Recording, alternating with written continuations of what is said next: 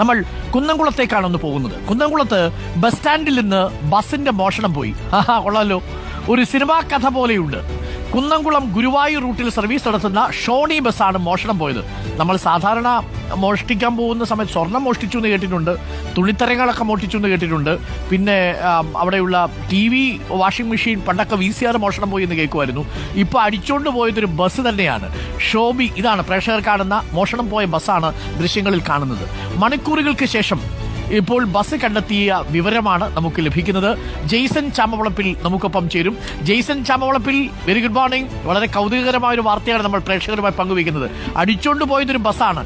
എത്ര സമയമാണ് ഈ ബസ് ഈ ചങ്ങാതി അടിച്ചോണ്ട് പോയത്? എന്താണ് ഇയാൾ ബസ് മോഷ്ടിക്കാനുള്ളൊരു പ്രധാനപ്പെട്ട കാരണം?